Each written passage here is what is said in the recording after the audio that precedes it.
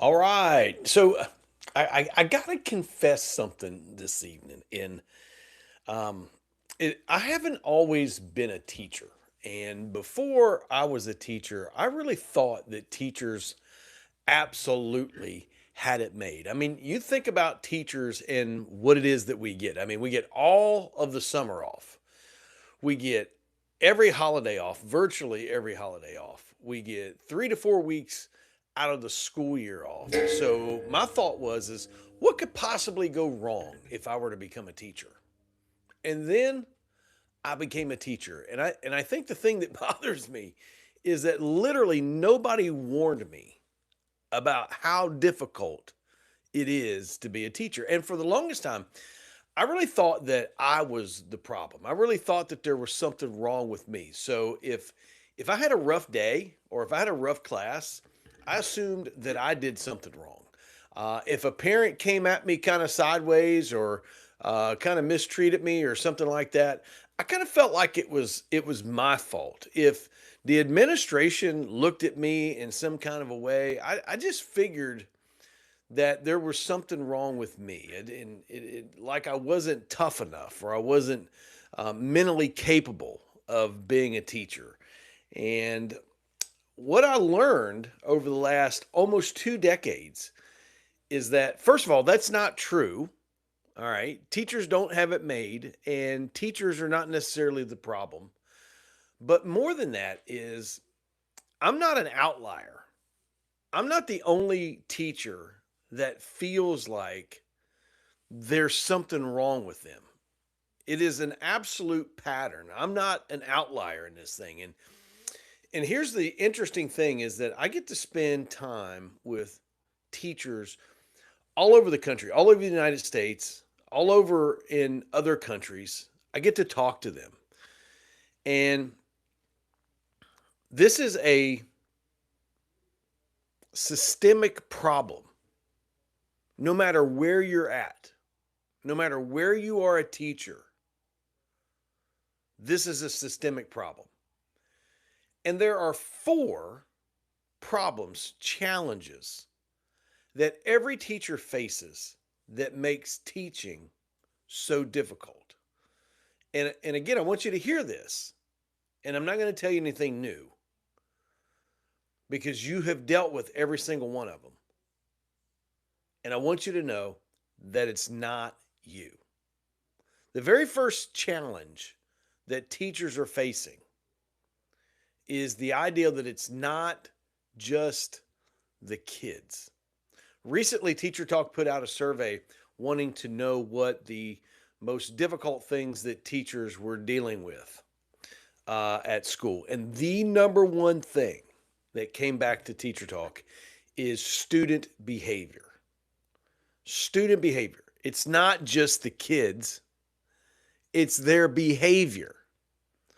And the reason why I say that is because student behavior has changed down through the years. It used to be that kids were kids and, they just did the things that kids always do. But that is no longer the case because this group of students, this Gen Alpha group of students, has disrespect as a default. That is their default. The vast majority of Gen Alpha students, they 100% believe that they are our equal, that they are on the same level as the adults. Now, maybe that's just me. If I'm wrong, you tell me about it in the comments, or in the chat bot. But if you've experienced that, or if you've experienced that feeling that these students today believe that they're your equal, I want you to drop that down there too. Let me know about it. And here's what's happening is kids are coming to school and they spend their energy, they spend their day testing the limits and the patience of the faculty and the staff, teachers in particular. And they're doing all of that instead of learning. I can tell you what, one of the things that I dealt with this year, and I know that this isn't new, but one of the things that I dealt with this year is a lot of students trying to rage bait teachers, trying to get them to go off. And the reason why they do that is because they, first of all, they think it's funny. But secondly, they rage bait these teachers and then they come and they make complaints about them. And the reason why is because they want to try to get them fired. They want to see if they can get their teachers in trouble. And I think, first of all, that's absolutely ridiculous. If you do that, if you do that at our school, you end up in a lot of trouble over that. But when a teacher's in the room, when you're in the room and you have 6 periods a day or whatever it is that you have at your school, and you have 120, 135 students, and it is their mission to disrupt and to dysregulate the class, and they know that there's no real consequences coming, they absolutely will not stop. They will not stop. And here's the thing. That's not your fault. All right. This issue started long before they ever ended up in your room. This is a discipline problem. And I don't want to soften that in any way whatsoever. And I know that we don't want to make everything a referendum on the students, because it's not. But this is a discipline problem. But it's not your problem. And here's what's happened. The kids have figured out, at least at school and most likely for most of them at home, that there's absolutely nothing that's going to happen to them. Or if there is something that happens, it's going to be very minor. The students aren't confused about the rules. And I want to make that clear. They know what the rules are. They know what the expectations are. And the reason why I know they know and you know they know is because they've tested the rules and the expectations enough times in enough places to already be able to answer the question. They know exactly what they're supposed to do. And I want you to think about it in another way, or this way. Number one, the kid wasn't disciplined at home. And so somewhere along the way, there's no line. There's no stopping. There's no learning that, hey, you can't go any further. And number two, the student wasn't disciplined in the classroom. All right, now, and I want to clarify that, because I don't mean that you didn't try, that the teacher didn't try. But the student has learned that they can be sent out of the classroom and they can be sent directly back to the classroom not very long after that, with little to no consequences. And so by the time the student walks into your classroom, the discipline problem is several years old. This is not something that you created. You inherited this problem. And one of the things that I ran across this week in just kind of researching for this is a first grade teacher who had a 6-year-old in a room who would hit, kick, punch her, the kids, the staff, and all of this went on for an entire year. And the only consequence that the kid ever got was some in-school suspension. And so what happens is that this teacher finally quits. She resigns. And you got to understand why. It's because you have a grown woman, you have a grown teacher that has to be subject to that type of disruption, that type of punishment, that type of misbehavior with no help, little to no help in solving the problem. And so she has to quit a job that she loved and loves because somebody outside of her classroom wouldn't help her with what's going on in her classroom. And so teachers haven't lost control of the room. They haven't lost control. There's a trust that's been broken. And the trust that's been broken is the trust between teachers, administration, and parents, right? The teachers no longer believe that they're going to get help with a disruptive kid from anywhere else. And so they are left with having to take care of that. Now, you tell me, You tell me, am I right or am I wrong? So first of all, hey, Sarah Ann, good to see you tonight. Appreciate you jumping in. Hope everything's going all right up in New York. I hope that you're getting plenty of rest and that you are getting a good vacation. Pittsburgh Fires 14. This is right. He's 100% right here. It's learned behavior. It's learned behavior. Now, here's another thing that he says right here, and he's 100% right, is that it is the adult's fault. It absolutely is. What is very interesting, I had somebody this week. As a matter of fact, it was yesterday. They didn't tick me off, but it led to a conversation because they somehow or for some reason decided they wanted to comment on one of my videos. And they say, I always hear about these teachers having to work all these long hours and having all this trouble in school. And he says, I don't think that that's true. Right. And so I just kind of chirped back at him, wanting to know how he came to that conclusion. As it turns out, he's substituted a couple of times at school.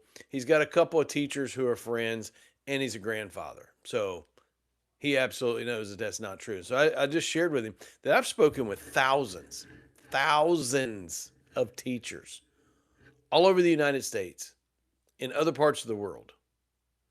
And I'm telling you that student behavior is a problem in the classroom, but it's not a problem that today's teacher has caused. That's where I'm at. All right. You tell me if I'm wrong. All right. Sarah Ann's very true. Appreciate you.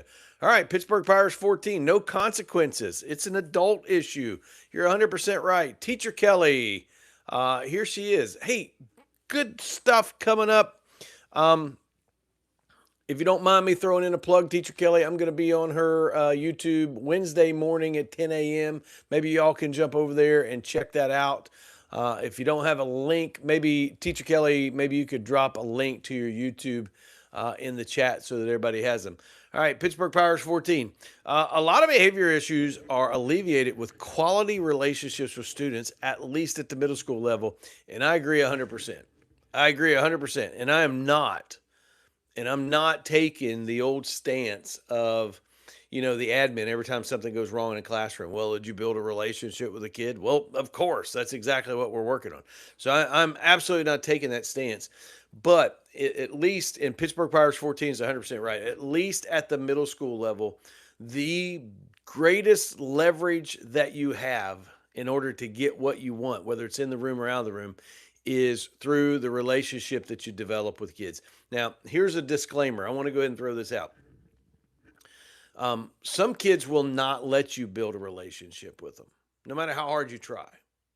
You're not going to make a connection with them. And those kids will likely go on to be a problem all the time.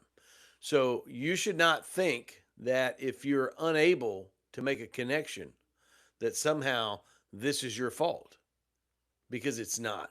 All right, Todd says you are 200% right. Oh, 200. Well, now he changed it to 100%. I like the 200%. Can we stay with 200%, Todd? I'd appreciate it if we can. Hey, just a couple of things. Next week, we're going to be back. There's some stuff that I've been working on. All right, and I'm not sure what statement that you mean, Sarah Ann. Maybe it's the relationship part. And if you don't, I understand. If that's what you're talking about, I understand exactly why you'd feel that way too, because it doesn't alleviate all the problems. It just goes a long ways towards helping. So a couple of things that we've been working on. I want to throw a link down here. All right, this is my email. This Teacher Talk email right here. I'm going to throw it right there in the description or in the chat box. I don't know if it's in the description or not. But here's what we're working on. Dr. Pender's out this week. She's going to be back with us next week. And we're working on a different show format. And what we want is we want to hear from you. All right. And here's what I want you to do this week. You have my email. It's right there in the chat. Sometime this week, I want you to send me an email and tell me the wildest email that you've ever gotten from a parent. Doesn't have to be the exact words, just send it to me and describe it, And we want to share that out on the air in one of our segments. Your name, your identity will not be given away. So don't concern yourself about that. But we want to hear from you. And so go ahead and get the email. Tell us your wildest parent email story, or maybe even just your wildest parent story. It doesn't make any difference. We want other teachers to hear from our listeners and from our viewers. Okay, so jump in here. Oh, Sarah Ann. Yep, yeah, I get you. I get you. I really do, because it can even still be tough even when there's a relationship. But today's kids, I'm telling you, they think that they're our equal.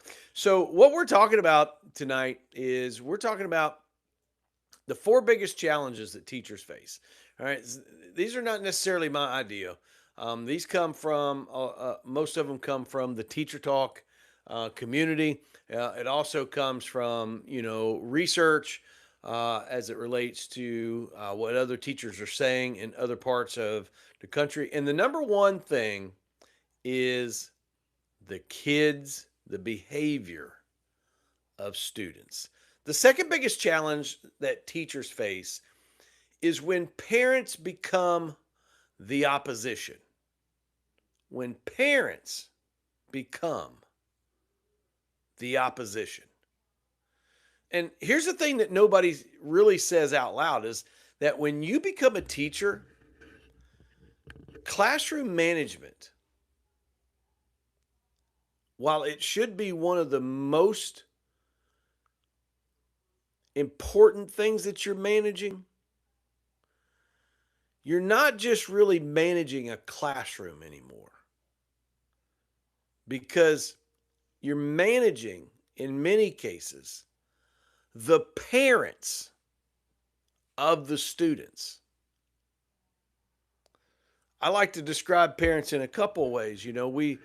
Sometimes we have to deal with helicopter parents. They're always around, they're always buzzing about, they're always worried to death about what in the world is going on with their student at school. And I can remember years ago, I had a parent, strangest thing, they had a great kid. All right. I really cared a lot for their kid, but every once in a while they'd get in a little bit of trouble. And I would call the parent, and literally, that parent was either sitting out in the parking lot at the school or was driving up and down on the road past the school. I would literally call them and they would walk right into the office. That's a helicopter parent. Another type of parent that we have to manage is what I call the lawnmower parent. And I know that we talk about that a lot here, but that is the parent that comes in, there's a problem, there's some kind of an obstacle in the way of their kid getting whatever it is that they want or whatever they think that their kid ought to have. And so they come in and they just run right over top of you. They just mow right over top of you. The place where we see a lot of that at today is I see a lot of that in high school athletics, because parents oftentimes feel like their kids are better than what they really are. I remember years ago I was the commissioner in our county for the youth basketball league, and I remember these parents that would come in. Their kids were 5 years old, 6 years old, and they'd come in and they would order these uniforms, and they would get like youth large uniforms. And I would say, man, that's good. That's pretty big. And they'd be, oh, well, you don't know my kid. I got a big kid. And then the uniforms would come in and they would put the uniform on their kid. And of course, it was way too big. And they would get mad at me and they would want a refund and they would want all this other stuff.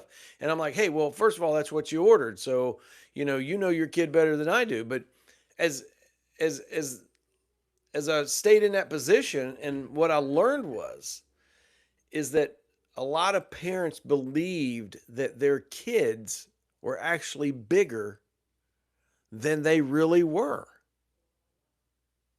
And you have to manage that. Teachers have to manage that, because a single parent can make your entire school year go right down the drain. They can ruin your entire school year. Another thing that you have to manage, or that you have to manage with parents, is grades. I mean, it's as if parents think that grades in school are negotiable. The same way with deadlines. They think that they're negotiable, that they can call up at just any time and they can ask for extended periods of time, or they can somehow figure out a way to get their kid a better grade when their kid didn't do the work to begin with. And that was always my answer, or that's my answer as a teacher. If a parent calls up and says, "Hey, what can my kid do to get their grade up?" The very first thing I'm probably going to say is, "Well, they can do the work that they were supposed to do to begin with." Or if a parent calls up, "Hey, can my kid get some extra credit?" No, they can just do the work that was assigned in the first place.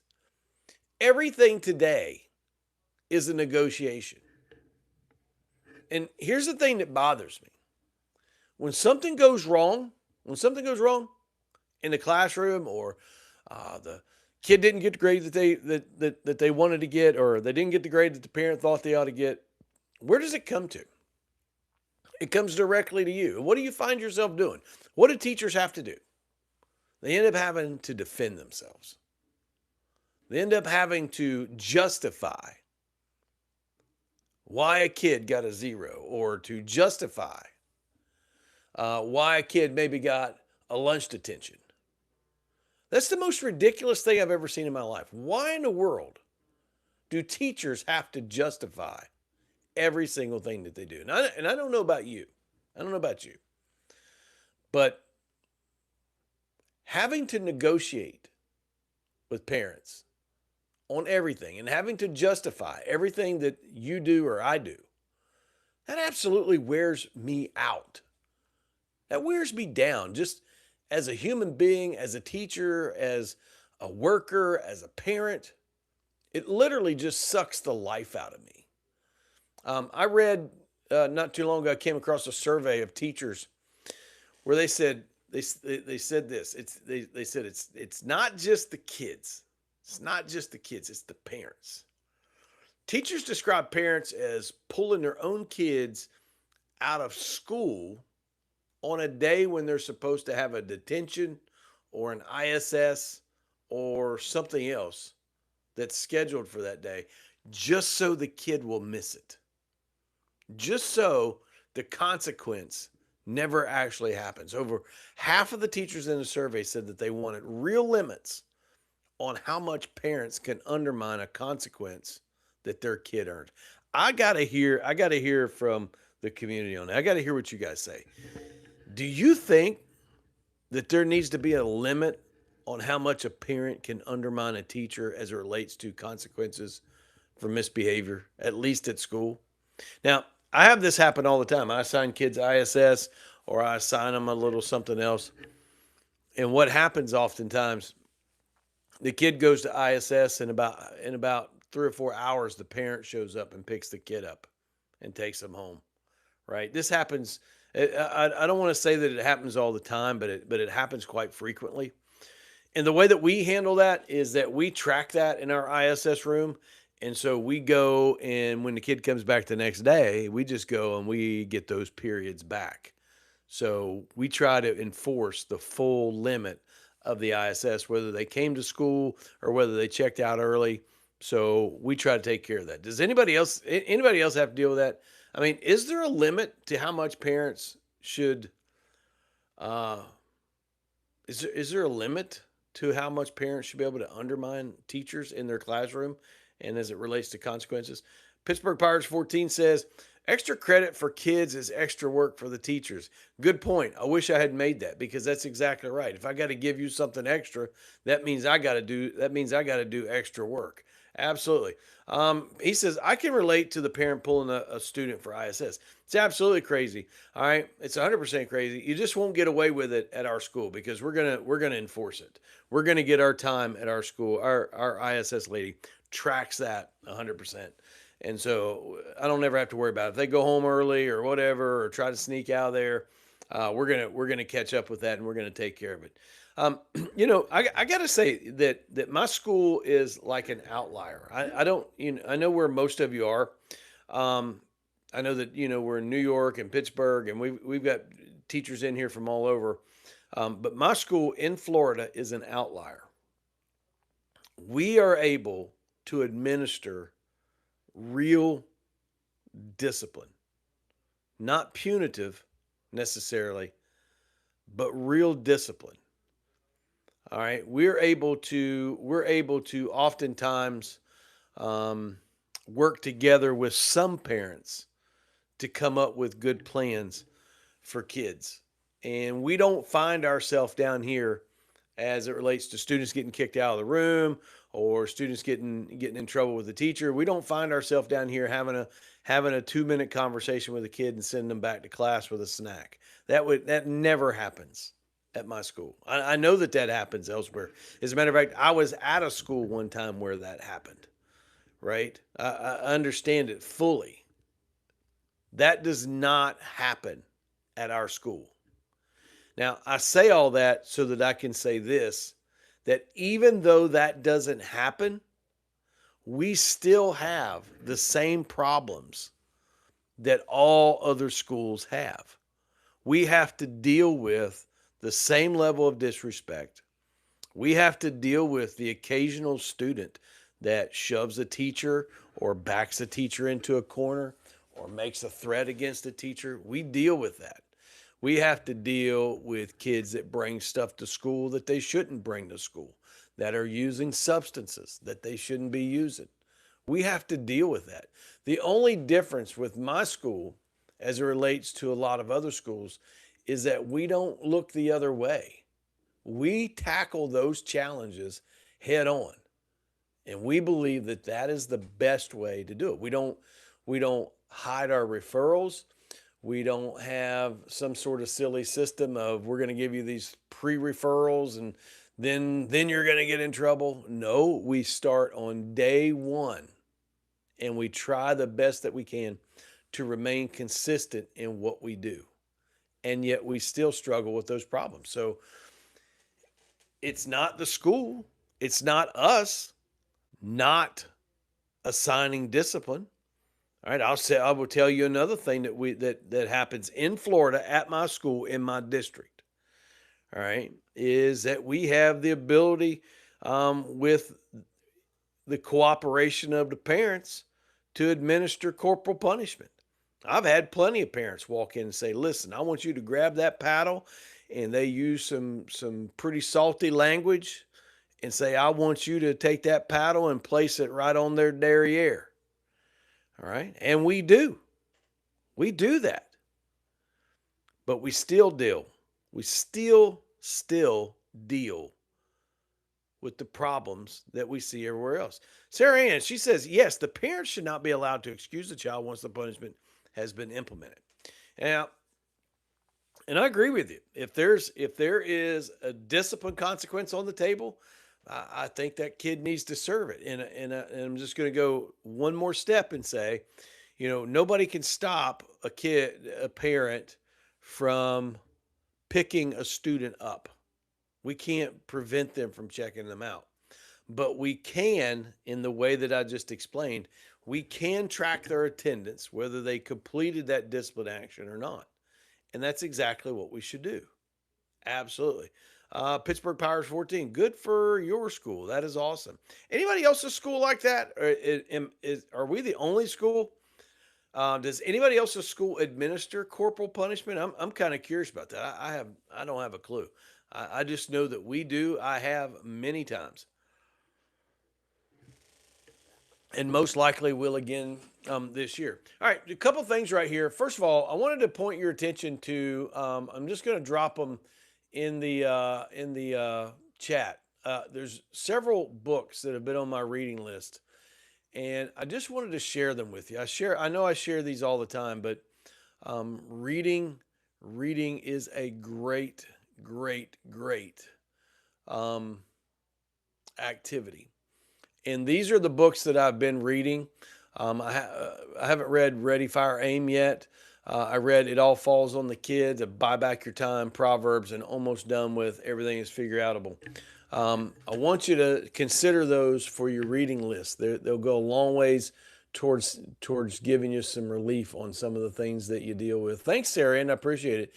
Yeah, we really are consistent with consequences, and that just comes from the leadership that we have that enables us to do that. Because I gotta hand it to our leadership. They don't squirm a lot when parents get mad or parents make threats or stuff like that. They stand pretty strong. All right, so you got to appreciate a leadership team that'll do that. Also, just wanted to point your attention right here. All the free resources at Teacher Talk can be found right there at the QR code, or they are also listed in the description. I want you to make sure that you grab all of those that you can. They're free. They're 100% free. They're always free. If you were thinking about a discovery call or just need somebody to vent to, okay, I'm good for that. I have a lot of them scheduled right at the moment, a lot of coaching appointments scheduled right at the moment. So if you're looking to get in, you gotta jump in pretty quickly, okay? Because the spots are filling up. And one of the things that you might want to check out down there is my 5-day teacher reset. Been working through that with some of our teachers, and the greatest compliment is one of our coaching students was they were just over the moon about it, and they really encouraged me and told me it was the greatest coaching program that they'd ever been through. And for this reason, because most things that you go through as it relates to teachers and coaching and talking about teacher problems, there's a lot of gaslighting of teachers in those things, as if the teacher is the problem. And this is one of the few, or maybe even the only, that does not gaslight the teacher. All right. We recognize that there are problems. We recognize that there are struggles that we have, but we also recognize that we work in a system that is designed to do exactly what it does. Is it just wears teachers out? All right. The third thing that we deal with, the third biggest challenge that we have as teachers is that admin silence is its own kind of betrayal. One of the things that I've heard about, all right, and I have to say I heard about, I know that this happens, is the student comes to class, the student gets in trouble, the teacher writes a referral, and then the referral goes missing. Has anybody ever had that happen? Does anybody know about that happening anywhere? I can tell you again with 100% authority that would never, ever, ever happen at my school. We do not disappear referrals. We handle referrals. Or it could be that a student came to class, they got out of line, the teacher assigned some classroom discipline, the parent made a phone call, and the discipline is reversed. Anybody ever had that happen? Admin silence is its own kind of betrayal. And oftentimes what happens is that students are sent right back to the classroom. Teachers have to be in the classroom with a kid that just cursed them out, or a kid that just told them they don't have to do what they say, or a kid that said something that was completely off the wall or did something that was completely inappropriate. That happens to teachers. Okay, one of the ones that happened here over the last couple of years was up in Virginia, and it was Abby's Warner. Abby's Warner was in class, a first grade teacher, and that student ended up shooting Abby through her hand and I guess through part of her chest. He brought a weapon to school, and the assistant principal was held civilly liable for that, a $10 million settlement. Now, what's ironic about that is that when that student was in kindergarten, he had choked to the point of not being able to breathe, at least for a moment, his kindergarten teacher. Before that, he had been somewhat violent in the classroom with Abby when he took her phone and he broke her phone. And despite this kid's behavior, they could not get this kid out of the classroom. And on this day, in spite of everybody saying, hey, this kid has a weapon at school, the assistant principal decided not to conduct a search. All right. And I'm sure that that's because of the parent and what they would have to deal with. Part of that is because the parent was on the way allegedly to pick the kid up, and she thought that they would just get him off the campus and it wouldn't be a big deal. And yet it was. There she was in her classroom, shot by a student. All right. That's not a management failure, that's a leadership failure. All right. Admin silence is its own kind of betrayal. It is a betrayal. And it sends a message. And it teaches you as a teacher that you are in the classroom on your own. You're there by yourself. And I say that not to try to over exaggerate or to try to make it sound worse than it really is. But if you're in a class, if you're a classroom teacher, you need to go ahead and plan on being self-sufficient, of taking care of yourself. What I tell teachers all the time, in particular new teachers, is you need to learn to be admin in your own room, right? Because you can't necessarily depend upon those that are outside of the classroom, right? They may see it different, or they may be apathetic towards what's going on. And so you need to be prepared to take care of yourself. There's a teacher who got physically attacked by a student, and she asked the admin to remove the kid from her classroom. They said no. And here's the part that'll make you laugh. And it's a good thing that you laugh, because if you didn't laugh, you'd probably cry. Instead of taking the student out of the classroom, what they did is they gave her a $30 gift card to Starbucks and said, hey, treat yourself well for all the hard work.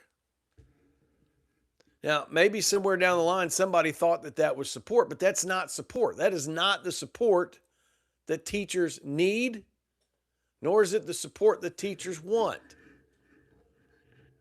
Okay? Teachers want action. When admin provides action, that sends a message too.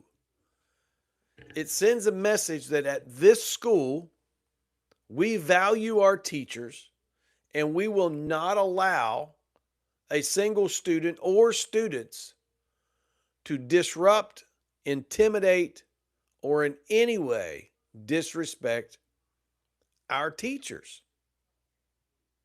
That's the message that has to be sent. Not just to students, but it has to be sent to teachers. Silence from admin is not neutral. It's not neutral at all. Silence is a message.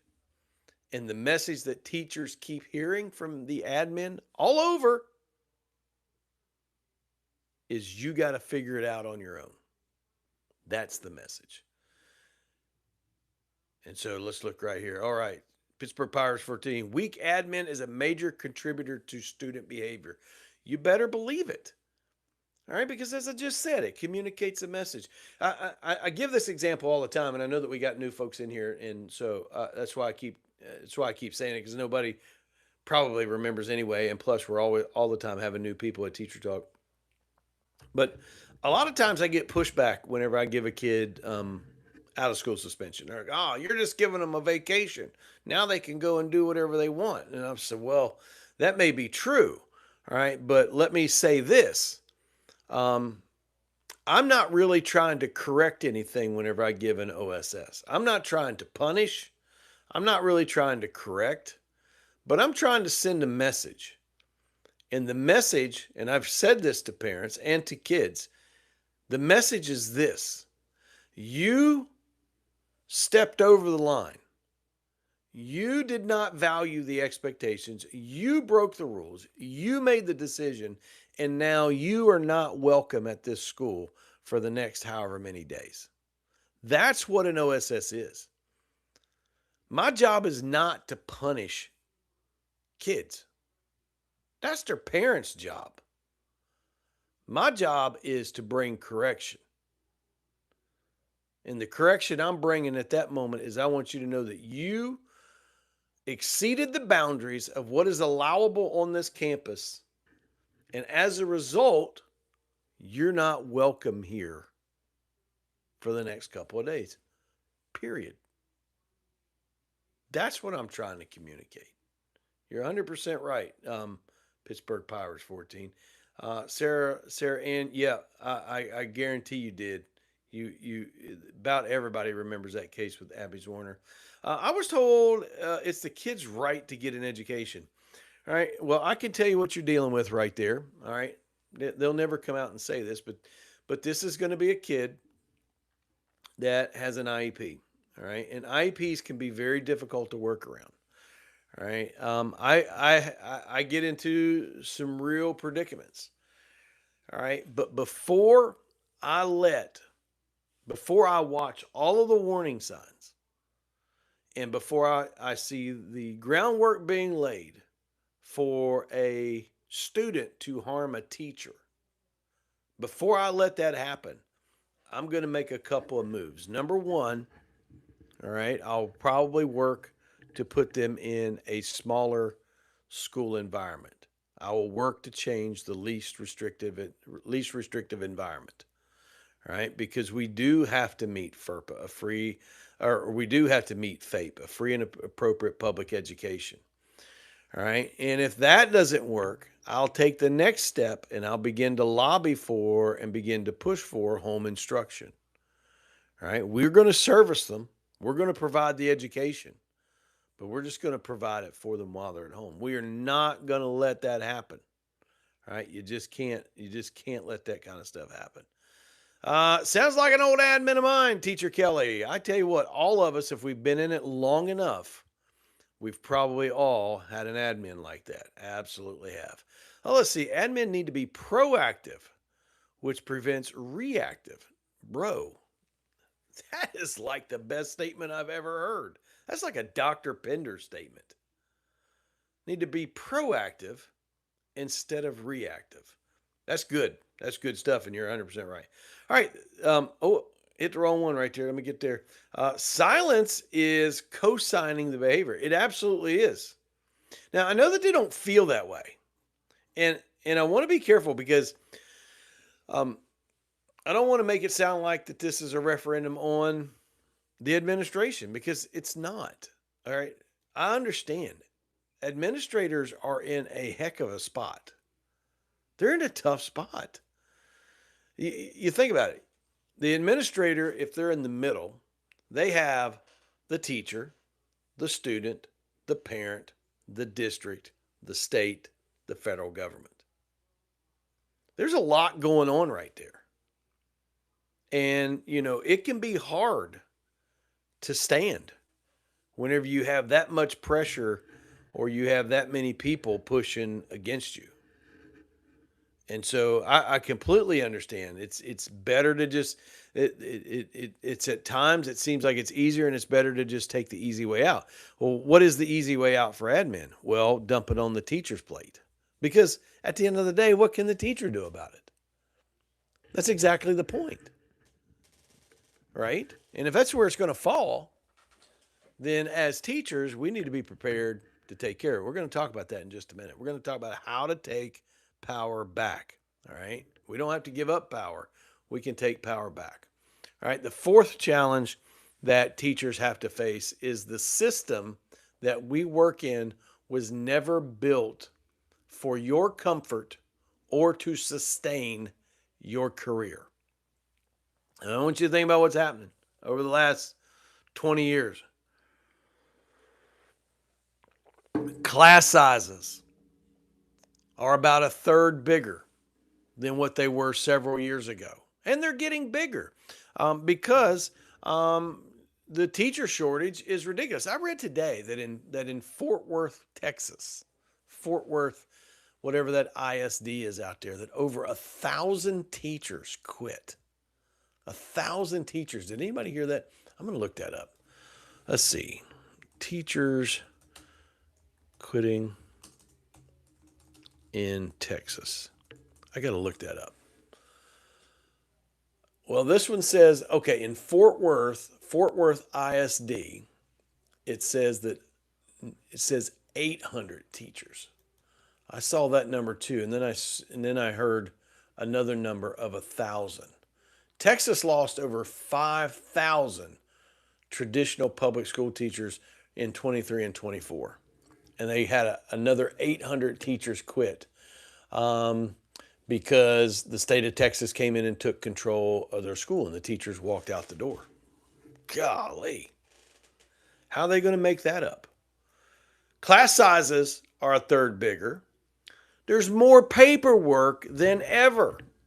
It's not just that you have to make a lesson plan. If all teachers had to do was make a lesson plan and deliver a lesson, this would be a dream job.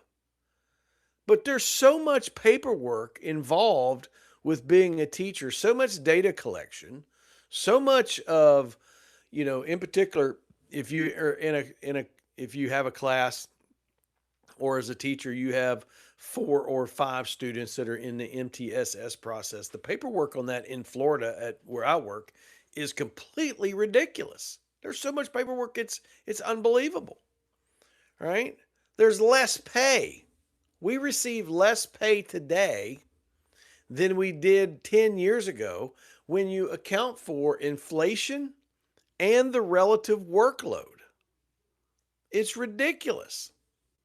Now, know that none of that is new information to anybody that's listening. Every teacher knows that. Every teacher knows that class sizes are getting bigger. Every teacher knows that the paperwork is unsustainable, that the workload is unsustainable, that the pay is ridiculous. In particular, if you compare teacher pay to an equally educated person that just is in the workforce. I believe the difference is 28%. Don't quote me on that. But 28% is what teachers make less than other people who hold the same level of education. And some of us are overachievers at education. A lot of the teachers that I know hold at least a master's degree. All right. Some teachers, like me, hold 2 master's degrees.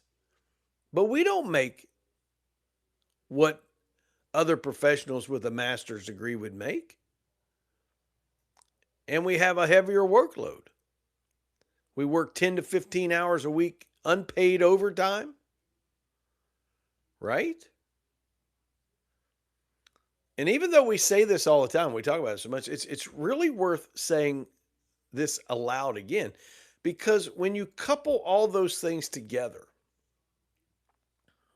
it has a profound effect upon your stamina, your sustainability, your mental acuity, your cognitive abilities, your emotional health. And it makes you feel like you're weak. And I want you to know that you didn't get weaker as a person. You did not get weaker as a person. The job got harder and unsustainable. And nobody has adjusted the support underneath teachers to help compensate for the workload, the paperwork, the parent load, the admin load, the student load. Nobody has compensated the teacher in any kind of real way to help deal with that. Now, a lot is said about teacher pay, and I'm all for more pay for teachers, so don't misunderstand what I'm about to say. But I can tell you this, you could pay teachers $10,000 more per year starting tomorrow, and it will not fix the problem of teachers walking out the door. And the reason why is because $10,000 more dollars will not solve the workload, the disrespect, the lack of support. It will not solve those things. It will not solve the system. Money won't solve it. I'll take the $10,000 or however much they want to offer, but it's not going to fix these systemic problems that are completely inculcated in public education. And so what does the teacher find themselves doing? They find themselves just trying to grind it out. Got to grind it out. I got to make it to this date. I got to make it to spring break. If I could just make it to summer. And it just reminds me of the old Merle Haggard song. I mean, I don't know if we have any Merle Haggard fans in here, but he sang a song and it was, if we make it through December, everything is going to be all right. The problem is that December never gets here for teachers. I mean, obviously it does, but you understand the point, right? That's the attitude of the teacher. If I can just make it to spring break, if I can just make it to Thanksgiving, if I can just make it to the summertime, it's going to be okay. And guess what? It's never okay. In a week or so, well, I guess I got to start going back and having some meetings before. And here I am talking about unpaid overtime. I got to go back and have some meetings because I do have to do some things that helps myself, that helps me on day one. All right, so I got to go and start working on some things. And so most of us are going to be going back in the next couple of weeks. Some of you go back in September, bless your heart, but you have to go to the middle of June, and I would just die if that happened to me. So the thing is that if we don't take care of ourselves, we walk right back into school the same way we walked out, frustrated, aggravated, mad, tore up with the system. And so there's the thing. You got these 4 big challenges: student behavior, parent behavior, admin behavior, and the system behavior. Maybe you could think of them like fires. You got these 4 fires, and you're trying to put them out.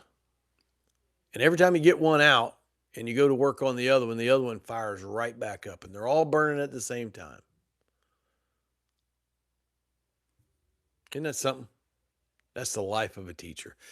All right, so Teacher Kelly. Oh, wait a minute. Todd right here. He says, I think, now, okay, this is good right here. I think school days should be 4 days a week and teachers need to have a pay increase. All right, so this is an idea that I've put forward, not necessarily in our district, but to some of my teacher friends, is that first of all, I do absolutely 100% believe teacher pay needs to go up. But I think the school week needs to be 4 days per week with 1 day of complete and total unhindered planning. 4 days, 4 days with students, 1 day with completely unhindered, uninterrupted planning for that teacher to do whatever it is that they need to do to keep things going. Y'all drop a comment and tell me what you think about that. I lost track right here. Oh, Kelly says she has to have a master's degree for her endorsement. It's because she apparently in Virginia to be an ESC teacher, you have to have a master's degree. I don't think you have to have that in Florida. I think all you have to have is the certification in Florida. I don't think you have to have a master's degree. I have no idea why I got the second master's degree. I should have got a doctorate degree or something else. Sarah, appreciate you. Thank you for your agreement. I appreciate that. Listen here. This is good. Pittsburgh Pirates 14. Keep the pay. Keep it. The money doesn't mean anything, really. I mean, it does. Oh, I lost it. I gotta get that back up there. Keep the money. Keep the pay.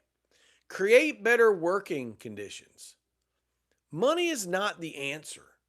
Okay, it's not the answer. It's not going to keep and retain more teachers.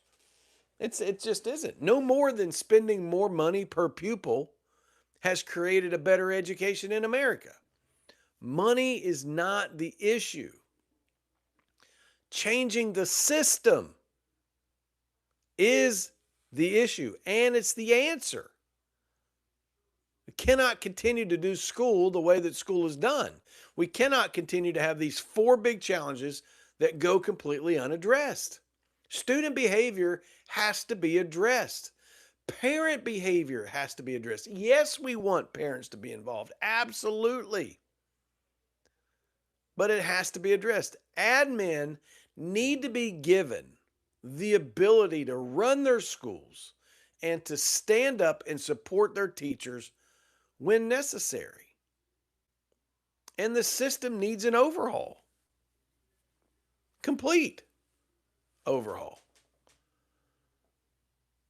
Todd says he's got to go back August. So I think our students start on August something or another. But I officially have to be back to work on July 31st. But I got some athletic meetings and stuff because I mean I'm the athletic director at our school and I got to get football going. I mean football starts before we even go back to school. So I kind of have to do that. I don't. If I didn't do it, nobody could do anything about it. But for the sake of the coaches and the kids, I mean, I'm going to go do that stuff. Um,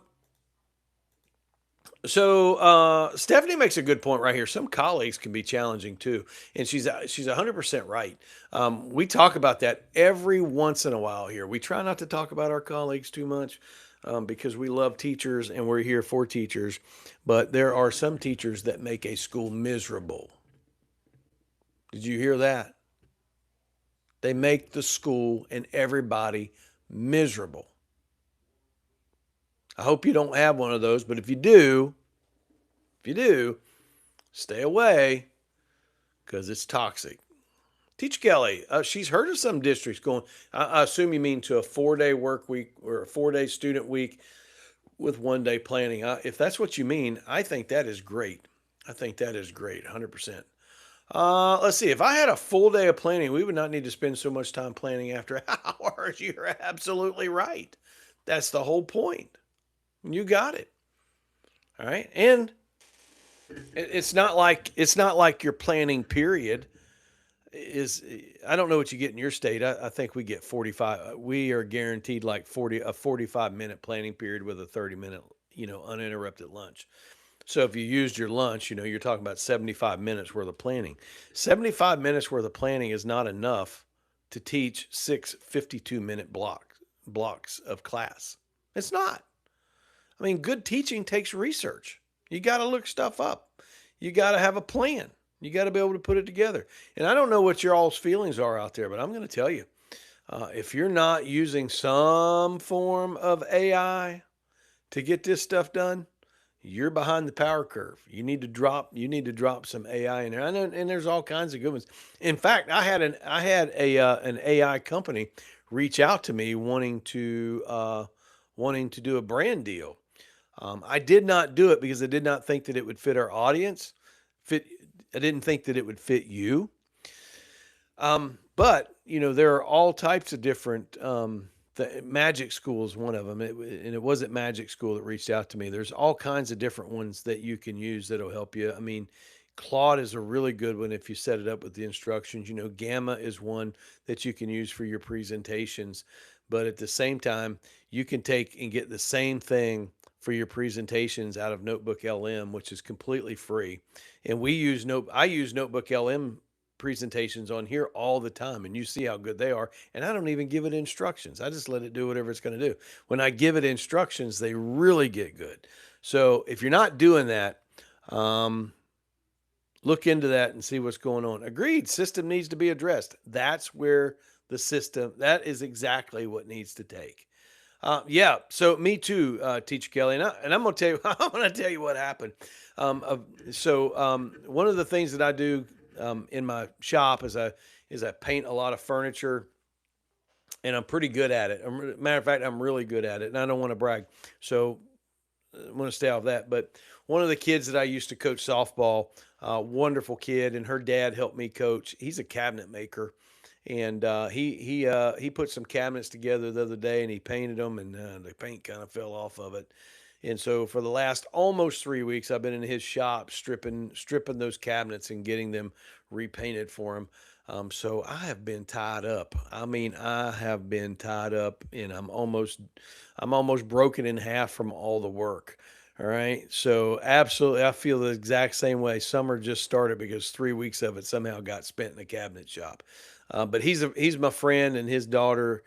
She was a great kid. She won the Meldon Law Scholar athlete down here. It was a big deal. So I would do anything for them. There are great teachers, but I smart know there are unfortunately bad teachers. It's like any job out there, good people and bad people. Absolutely.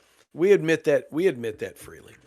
That there are some teachers that are just not very good teachers. But I want to preface that. I don't think that, a lot of the teachers that we see today that are not so good at teachers, I'm not so sure that they started out that way. All right. And I would just like to say that that is why teacher talk exists, is because when teachers reach a level of burnout, they become completely toxic. They become unbearable to be around. All right. I did. I was completely unbearable to be around. So, and I'm not making excuses, but the system has a way of taking somebody that loves something, teaching, and turning them into for a lack of better words, a monster. That's what teacher talk exists for, because I love to be in one on one sessions with teachers and work through the difficult and complex problems that teachers deal with.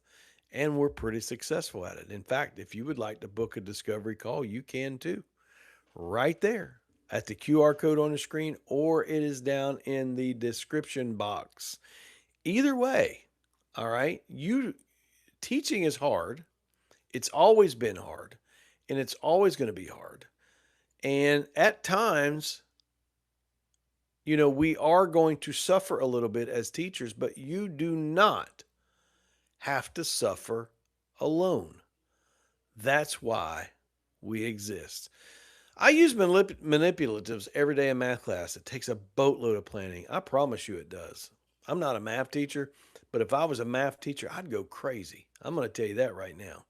There is just way, way, way too much. Sarah Ann, I've met several. Where did you get that emoji? That's a good one. I've met several monsters in my career. I have two. But I'm going to be honest. I've met several, but I have met some really, really good people. As a matter of fact, one of my first principals, his name's Kip McLeod. Saw him on Facebook the other day and got to reconnect with him. I love that guy. He was such a great principal. Every once in a while, one of my other principals drops in here, Curtis Gauss. Wonderful. Loved that man. He cared about teachers, and he put teachers before his own welfare. It was tremendous. It was tremendous to work with him and to work for him. Loved the guy. Still do. He's up in Georgia now. So we got a few hours between us. So, yep, I've worked with some monsters. I have, but I've worked with some awfully good ones. Yes, we need a place to release toxicity. Absolutely do. And you know what else we need? And this is what I learned, because I was in a coaching relationship for 3 years. At one time, it was once a week. All right, I was not doing very well. I was struggling.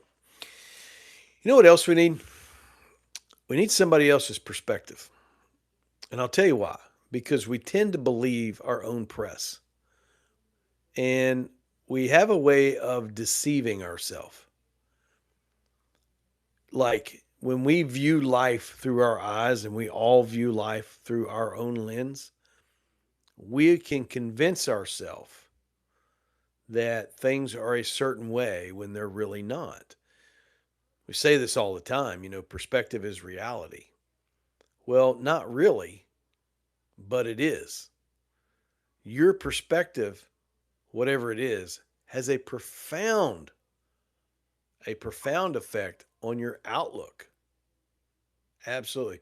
Hey, thank you, whoever it is that went and got a discovery call. Appreciate that. If you have trouble booking that, okay, you can get this email address right here. Some people have trouble with it. You should not. Okay.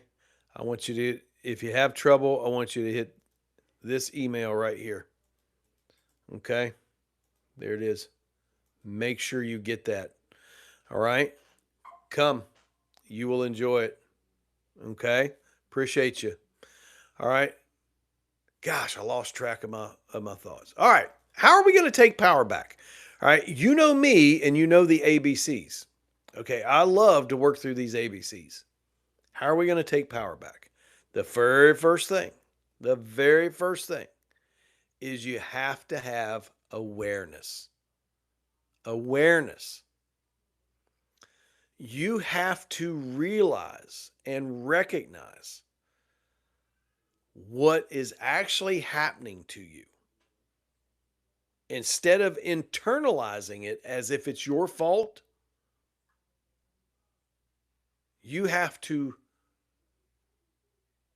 become aware that, first of all, you cannot fix what you don't give a name to. You have to put a label on it. We call it name it to tame it. Name it to tame it. How do you solve a problem if you don't know what the problem is? Okay, regardless of what you're working on, whether you're working on a car, whether you're working on math, whether you're working on anything, if you don't know what the problem is, you can't solve it. How in the world can you set a boundary against these four biggest challenges, these four things that every teacher has to deal with, if you don't know or if you pretend like it doesn't exist? So, awareness sounds like this. To become aware, you may find yourself saying, I am failing or I'm absorbing these things.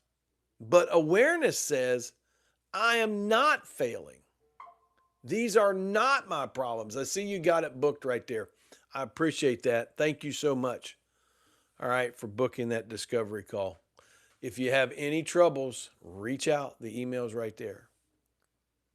And you have to say these things out loud. And I'm not going to say that that fixes everything, because it doesn't. Because once you become aware, right, that gives you the ability to then begin to deal with it. It doesn't fix everything, but it is the first domino. The second thing is boundaries. Okay, the ABCs: awareness, boundaries. Now, everybody here knows that Teacher Talk is a faith-based organization. All right, no apologies for that. And our core verse is Proverbs chapter 4, verse number 23. It says, above all else, guard your heart, for everything you do flows from it. And I really want to slow down right here, because this one kind of trips people up. Because with type A driven, task driven, performance based teachers like we are, boundaries can feel selfish. And I want you to hear that they are not selfish. Y'all didn't get in. We don't get into this mess as teachers because we say no or because we refuse to work. We get into this mess because we don't have very good boundaries to protect ourselves. And now, the proverb says, above all else, guard your heart, for everything you do flows from it. And I want you to understand, whenever I say heart, I don't mean your muscle. I mean your command center. The command center of your life. The thing that controls your attitude. The thing that controls your perspective. The thing that controls your actions. And it's not just one room in a house. It's the control panel. Think of it like the old fuse box that they used to have back whenever I was a kid. You used to have to go in and unscrew these fuses, and then you could screw them back in. And a lot of people burnt their houses down whenever I was a kid because they'd stick a penny in there because the fuse kept blowing. So they'd stick a penny in there so that the electric would stay on. Well, little did they know that there was a short and it burned your house down. Think about that fuse box and think about how that thing works. That's the command center of your life. And if it goes unguarded, if you don't have things right before long, If you don't have that fuse in there as a boundary before long, you end up with a fire. And that's what's happening to teachers is that we don't have boundaries. Boundaries are how you guard, or it's at least one way in which you guard your command center. The whole job of a boundary is to decide what's allowed into the command center and what is not allowed in the command center. So, a funny story I came across about a teacher that lived in Long Island, um, 25 years in the classroom. And she said that the single greatest boundary that she ever set was deleting her work email off of her phone. I know that that sounds really silly, but she ended up making a video of herself. And in the video, she pretends to call a pizza store at like 8 o'clock in the morning, demanding to have a pizza before the pizza shop even opens up. And and you can see just for yourself how ridiculous that is. It is ridiculous to call a pizza shop at 8 o'clock in the morning and demand that somebody come in while they're supposed to be off and fix you a pizza. So, how much more ridiculous is it for us to have our email on our phone so that we're readily available anytime an email comes in, or to give other people, i.e., parents or admin or somebody else, access to our cell phone, access to our number so that they can just reach out to us at any time as if we're not off work or through social media. And I cannot tell you how many people, parents, a lot of times that I have contact me through social media because they got an issue, right? The pizza store ain't open 24 hours a day. They get to go home. It's ridiculous to think that we should be on the job and be available at all times. So, what was this teacher doing? She was guarding the command center of her life, and it changed how she felt about the job. Now, we're talking about taking power away from a system that renders teachers powerless. We're taking back power because we got four big problems. Number one, four big issues. Every teacher deals with them. Kids, student behavior. Two, parents. Number three, the silence of admin. And that's a big one. And number four, the system itself. And so the very first thing that we have to do, taking back power, is as easy as the ABCs, but the very first thing is becoming aware of what's actually happening. Number two is boundaries, setting them, protecting the command center of your life. And number three is control. Put your energy in places where it can actually move the needle. And let me tell you what you can't do. You can't. You cannot fix the system. You can't change it. We can't change it. We're powerless. Teachers are powerless to change the system. And don't misunderstand me. It's not that I don't think that we shouldn't advocate for change and advocate for good policy at our districts, because we should. But we're not going to change the system. The system is 100% in control of legislators, of politicians, curriculum companies, Pearson, to name one, McGraw-Hill, on and on and on. They completely own the education system. You can't fix the system. I don't care how hard you work. But what you can do is you can control you. You can control what you allow into your life. You can control what you can keep out of your life. And that's what I want to encourage you to do.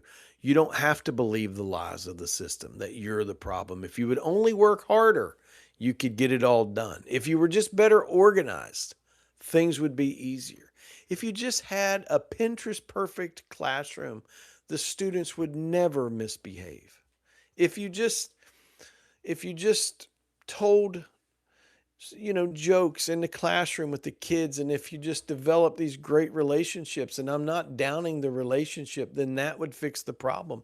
No, it won't, because the problems go beyond whether the teacher has a relationship with the kids or not. You can control these things. And when you have control, guess what? You have power. You have power to take care of yourself. You have power to teach your students well. You have power to not allow the disapproval of parents or admin to affect you emotionally, mentally, spiritually. You have power. Now, I'm not going to pretend that I figured this all out from a place of strength, because I didn't. I figured this out by being in a ditch, by being very unhealthy. My body forced me to make decisions. All right, I tell the story all the time. I woke up 4 years ago. My face was paralyzed. I thought I had a stroke. Everybody thought I had a stroke. Everybody except my doctor. And he determined that I had an onset of Bell's palsy as an outcome of chronic stress. And he told me, so man, he said, if you don't do something about stress, stress is going to do something about you. And he meant that I was going to have a catastrophic health event. And it took me almost a full year to get back almost all the movement in my face. And it's taken several years to heal from that. And teacher talk right here with John, it's all about, it came all out of that experience, all of it. Because I figured that I wasn't the only one. I figured there had to be more. And as it turns out, I'm right. There's hundreds of thousands of teachers who are struggling in the same way that I did, the same way that you are. And I just want you to know that you don't have to struggle alone. You may have to struggle, but you don't have to struggle alone. Okay? All right. I kept you all so long, and you were in here tonight, and I appreciate you all so much. Dr. Pender's going to be back with us. One last thing. All right. Your wildest teacher email story. I want you to send it to me. Let me drop my email right there into the chat box. All right. We are looking to involve our audience and have our audience be a part of stuff. Okay. We want you to be a part of what goes on these lives. This is your community. You can run it. Great pizza story. Thank you, Sarah Ann.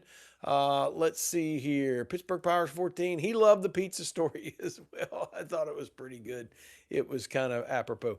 Wildest parent email. All right, we'll read it live on the air. You will not be disclosed. Nobody will know who you are. All right, we want to hear about it. Send it right to us, john@teachertalkwithjohn.com, okay? Hey, Pittsburgh Pirates 14, you are super welcome. And if you guys aren't doing anything Wednesday, I might jump in here Wednesday night. I did a couple, but I got caught up with those cabinets and I couldn't get back to it, okay? So appreciate you guys. Remember, my name's John, your guide to surviving teacher burnout, and I want you to stay strong and keep